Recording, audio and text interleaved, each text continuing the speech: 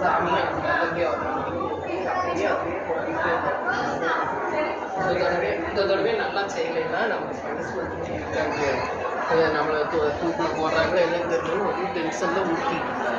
அப்போ பரமசிவனும் பார்வதியும் மனசு ஊற்றுற விவசாயியாட்ட வயசானவங்களை வந்து குடிக்க தண்ணி குடிப்பா அப்படின்னா, நானே இதில் மனசு நொந்து போயிருக்கேன், டென்ஷனில் இருக்கேன். நீங்கள் வேற யார், நீங்கள் ஊருக்குள்ள போய் கேளுங்க, நான் இது கடை நான் தண்ணி குடிலாம் இல்லை அப்படின்னு போனேன். அப்படி இல்லை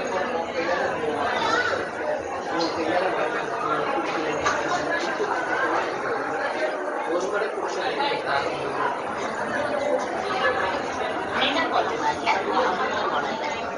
அம்பாள் நின்ன போல தானே.